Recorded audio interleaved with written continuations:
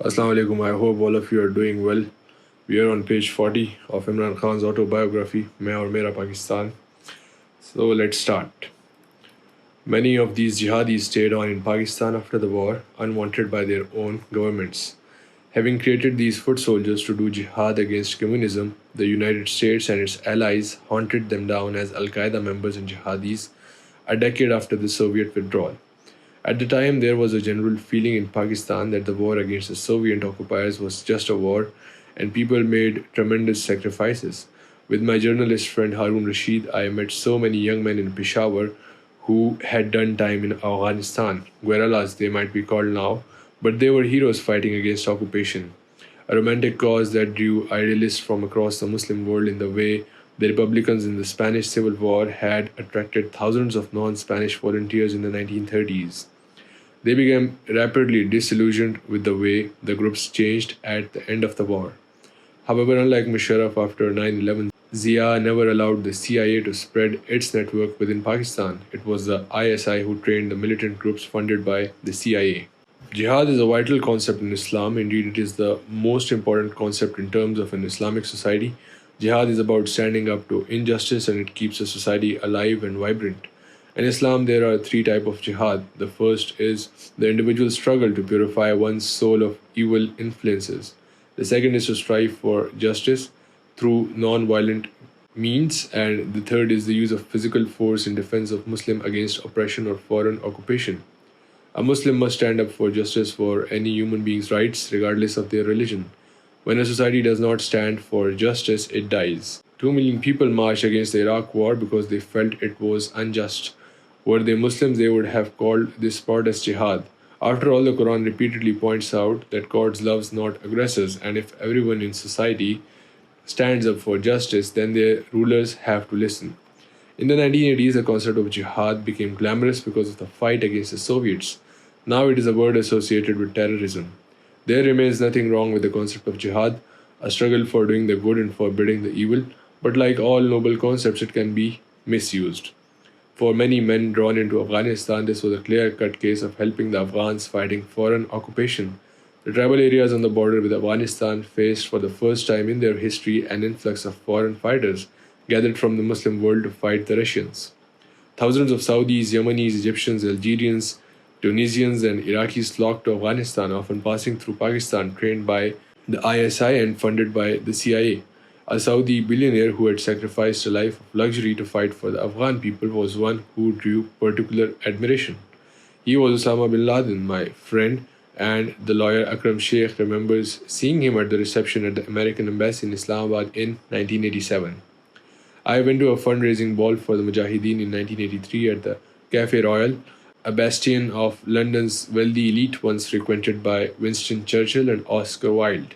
It was a very fashionable cause to support, with campaigners in the UK including Lord Cranborne and an old Etonian Conservative MP, and in the United States Joan Herring, the Texan socialite portrayed in the book and the film Charlie Wilson's War. The legendary Pashtun pride, courage and lack of self-pity inspired their backers.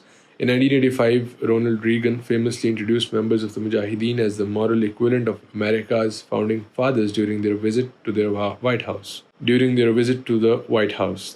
Among them was Gulbuddin Hikmatyar, leader of the Hizb-e-Islami political party and the paramilitary group, a key figure in the Afghan jihad against the Soviets and the main recipient of foreign funding of the cause.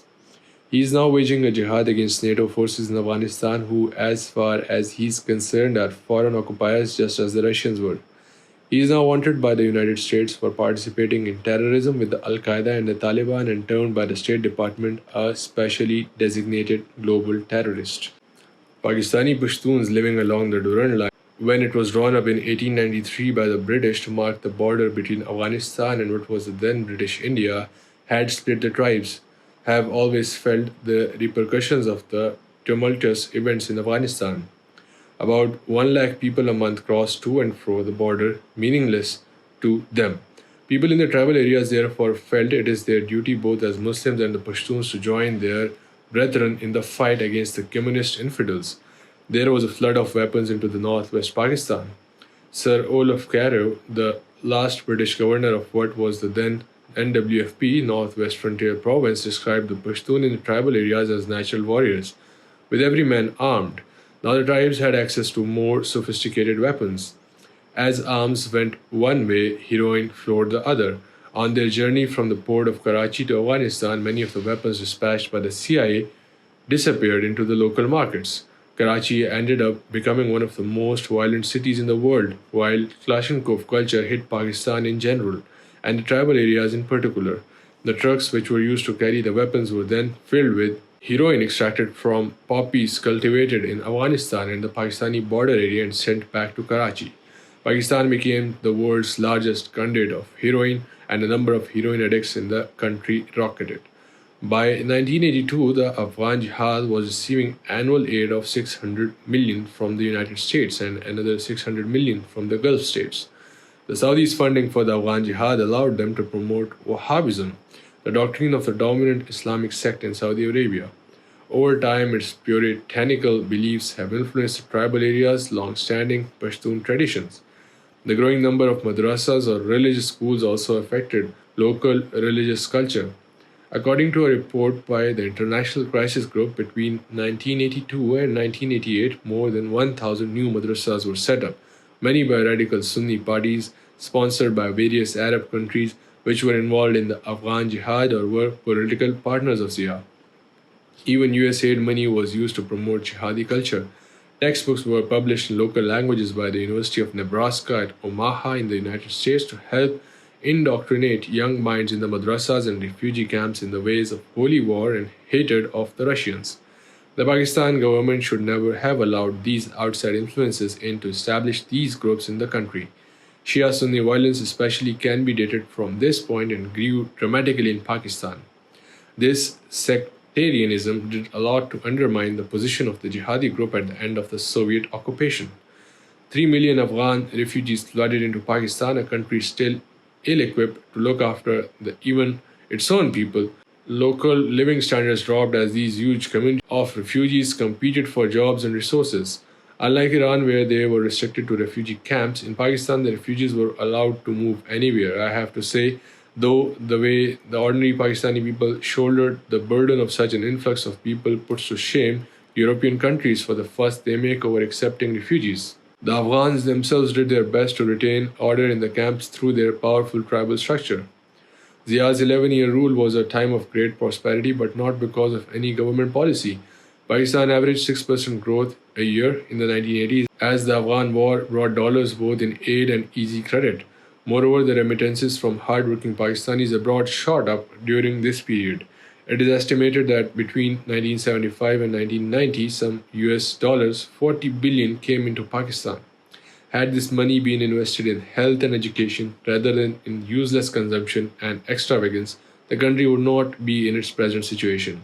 But under Zia, corruption passed manageable proportions. He used the money flooding in for the war to buy off political opponents and to fund new political cronies who would support his rule. Through complete control of information, the graft within the military hierarchy was hidden. But Zia's worst legacy was that in trying to keep Bhutto's PPP out of power, he manufactured alternative political forces, strengthening both extremist groups and the military at the expense of democracy. In doing so, he also allowed his own cronies to make money through corruption. This was a period when Nawaz Sharif, twice Prime Minister of Pakistan 1991 to 1993, and then 1997 to 1999, after which he was forced into exile for some years, was literally manufactured as a leader.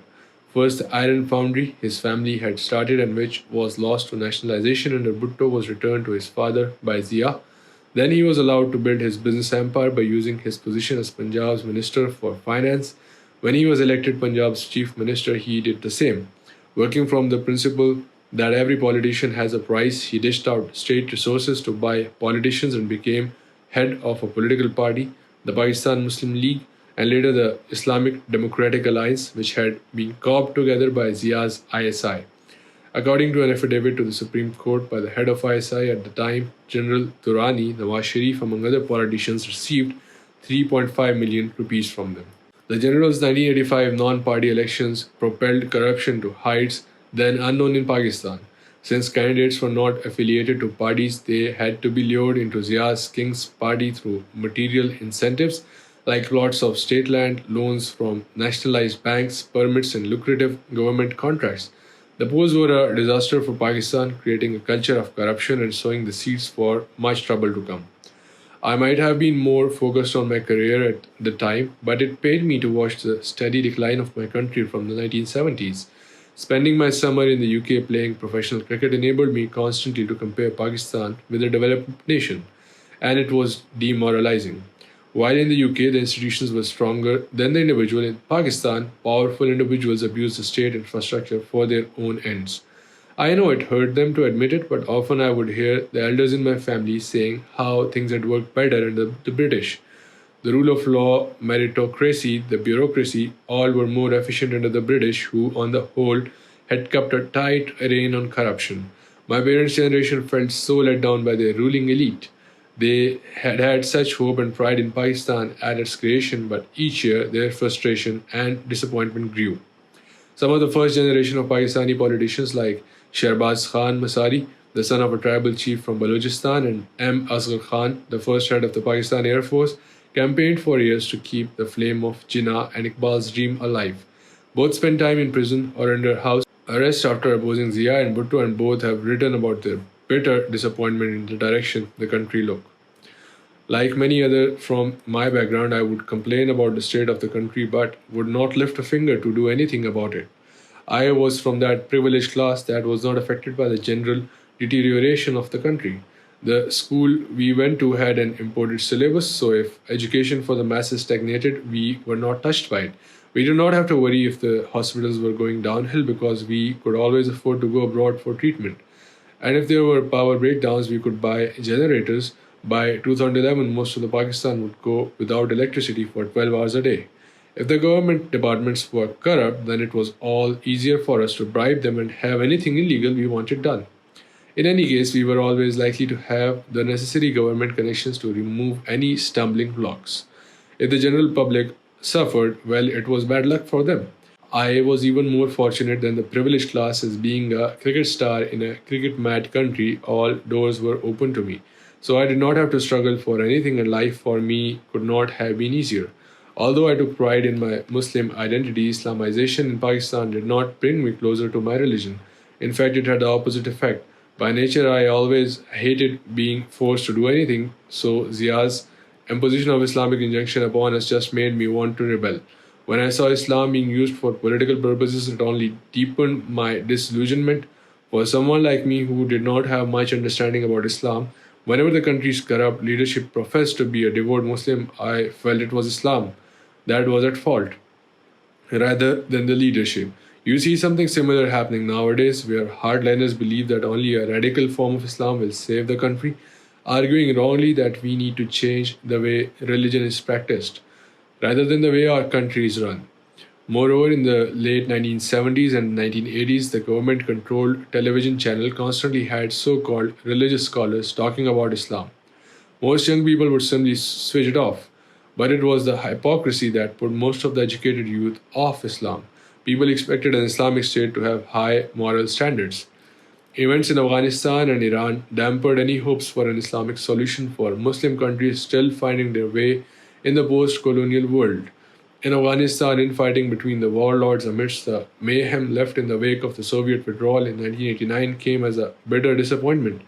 The Afghan jihad leaders, glorified as religious warriors, now behaved like criminals. Resorting to extortion and murder in their battle for personal power, so many had died. So many ordinary foot soldiers had made great sacrifices, but their leaders betrayed them. The Taliban, which as a group first rallied in order to rid the people of their chaotic tyranny of the warlords, initially gave a semblance of rule of law to the war-ravaged country. But with their unenlightened version of Islam, their inability to understand the essence of the religion combined with aspects of the harsh, rural Pashtun culture, they began to look increasingly oppressive. They refused to tolerate any other viewpoints. Somebody could be declared un-Islamic and punished for something as trivial as not having a beard. Meanwhile, the sorry descent of the Pakistani jihadi groups after the end of the war in Afghanistan into sectarianism and religious bigotry also took the shine of the religious idealism of the late 1970s and the early 1980s. During the Soviet-Afghan War, both the Saudis and the Iranians had supported sectarian militant groups in Pakistan. In its wake, these groups turned on each other, unleashing Sunni versus Shia violence. For most people, this was completely against Islam, which preaches tolerance towards the other creeds and faiths. Even Iran, which had aroused such expectations in the Muslim world, disillusioned those looking to Tehran for a lead on democracy Muslim style. In particular, people were nervous about the power of Iran's Guardian Council of ruling religious leaders, which had the power of veto over democratic decisions. Again, this was completely contrary to the democratic message inherent in Prophet peace be upon him teachings. Democratic principles were an inherent part of the Islamic society during the golden age of Islam, from the passing of the Holy Prophet peace be upon him and under the first four caliphs. But after the fourth caliph, Hazrat Ali, the fourth successor to Muhammad's peace be upon him leadership, who ruled over his vast empire from Egypt in the west to the Iranian highlands in the east, democracy disappeared from the Muslim world. Hereditary kingship replaced the budding democracy of the Medina state, and only in the 20th century did it make a reappearance in the Muslim world. In the 18th century, Shah Waliullah attributed the decline of Mughal Empire in particular and Muslims in general to the institution of monarchy, which according to him was degenerative and bound to decay. Today, in the majority of the Islamic world, there are sham democracies which have not given freedom to the people, hence the urgency and anger of the revolutionary movements spreading across the Middle East in the early 2011. An Islamic state has to be a democracy and a meritocracy. In an ideal Islamic society, there should be no hurdles in the way of a man achieving his God-given potential. Islamic legal discourse covers both spiritual matters and the rights of an individual in everyday life. On the one hand, it deals with prayer, worship, fasting, and pilgrimage. On the other, it protects the most basic human needs and rights expected under civil law in the West: the rights to life, religion, family, freedom of thought, and wealth. An Islamic state also guards against the executive accumulating too much power by emphasizing that even a ruler is not above the law. Of the first four great caliphs after Muhammad, peace be upon him, two ended up in front of a judge in a court of law. Hazrat Ali himself lost a case against a Jewish citizen because the judge refused to accept the testimony of Hazrat Ali's son. In Islam, since all sovereignty belongs to Allah, both the executive and the people have to stay within the limits of His laws. The founding fathers of the American Constitution also strove to do the same by making the Constitution supreme. This is why when Jinnah was asked in 1947 about the Constitution of Pakistan, he said its basis would be the Quran. Justice, compassion, welfare, and equality along with democracy are at the heart of Islam, yet we saw non-Islamic Western states having greater ethical and moral norms. When I arrived in the UK in the 1970s, it was the first time I had seen a proper welfare state. Coming from Ayub Khan's Pakistan, I was amazed by the level of social security. I felt like the Islamic scholar Muhammad Abdu, 1849 to 1905, who said on his return from a trip to Europe to his home in Egypt, "I saw no Muslims in Europe, but I saw a lot of Islam and of his homeland. There are a lot of Muslims here, but no Islam." The quotation is perhaps even more relevant today as the spirit of Sharia, Islamic law, is more visible in Western countries than in the Muslim world. Until I started educating myself about it, like the majority of the Western educated people in Pakistan, I too believed Sharia to be some medieval set of laws irrelevant to our times. It conjured up images of fanaticism, women in veils, terrorism, intolerance, and the abuse of human rights. Part of this stems from the prejudice in the Western media about Islam, a prejudice that dates back to Crusades. Unfortunately, it must also be blamed on the extremely unenlightened interpretation of Islam by certain Muslim regimes and groups. In theory, the Islamic State should be a welfare state. That is why I find it strange that in Pakistan, people who stand up for Islamic values are called rightists. Islamic values actually have more in common with leftist ideologies in terms of social equality and welfare. Hazrat Umar, the second Caliph of Islam, who ruled from 634 until his death in 644, set up the first true welfare state in the history of mankind, even introducing pensions. Widows, the handicapped, orphans, and the unemployed were registered and paid from the state treasury. Moreover, the Quranic injunction of zakat, which exhorts Muslims to give 2.5% of their wealth to the poor and to the charity, meant that it was compulsory for citizens of an Islamic state to look after the vulnerable.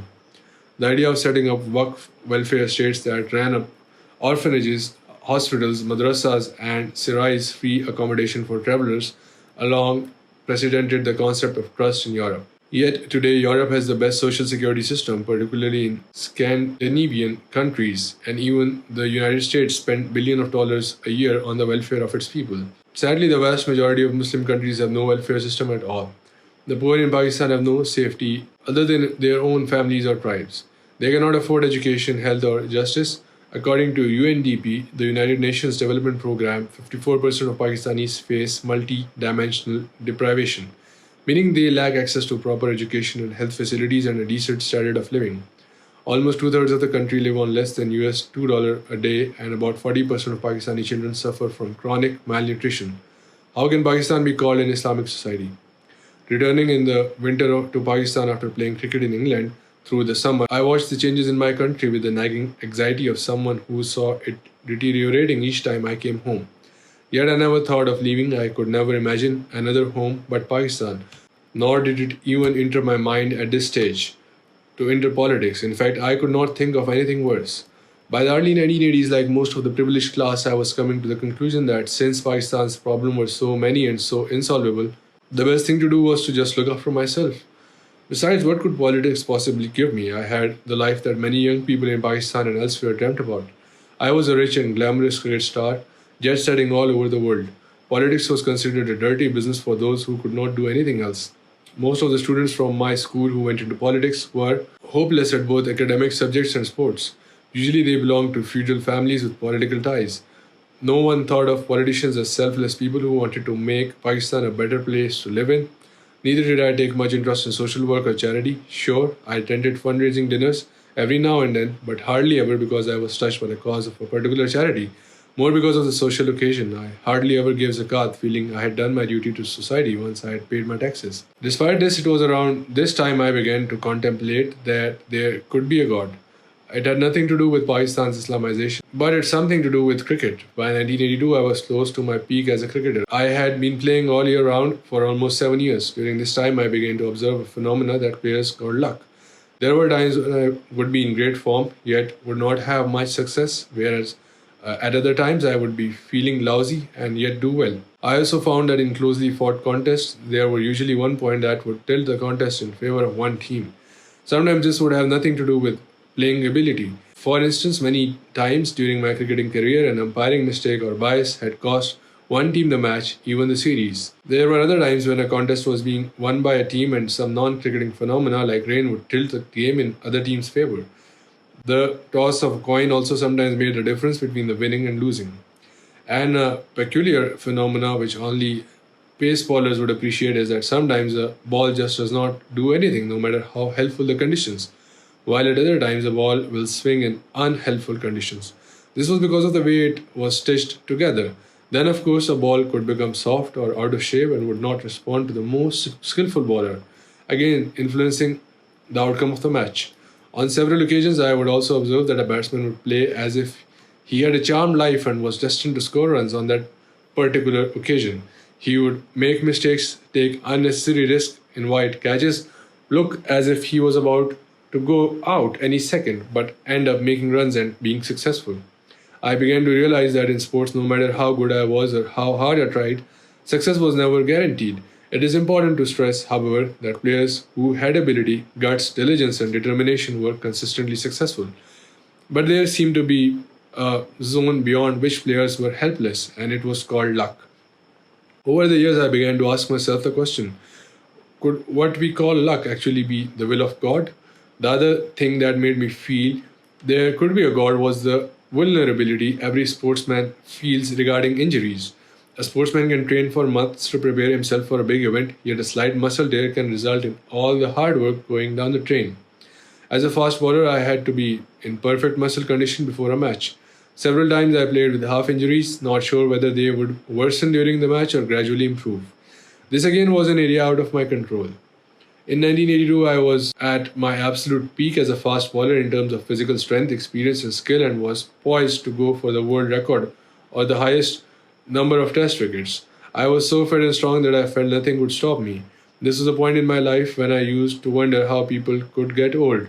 I could not imagine that I could ever lose my fitness and strength to age. I felt invincible. In 1 year, I had got over 90 test wickets in just 13 tests. almost a world record. I'd got there through sheer passion and hard work and never relied on anyone but myself. If I had injuries, rarely would I go to a physiotherapist, relying instead on exercise to help me recover.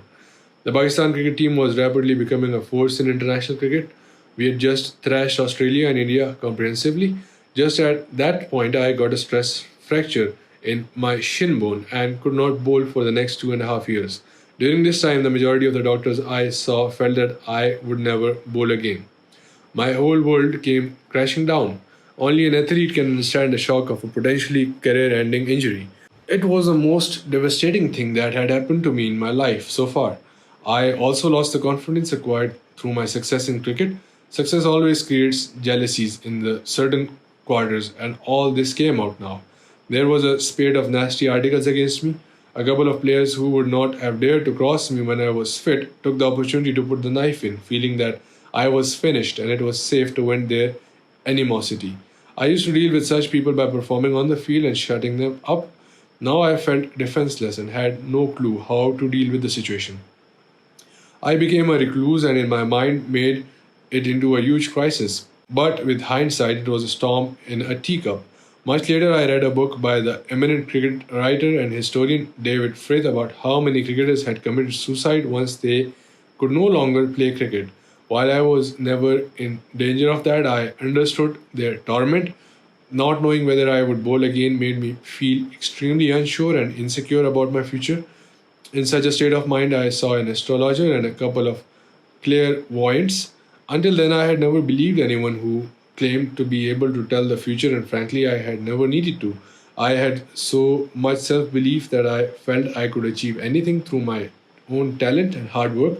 I was never one of those sportsmen with trivial superstitions about objects or habits that would bring me luck in a match. My experience with both the astrologer and the clairvoyants was highly unsatisfactory. Most of what they said was wrong.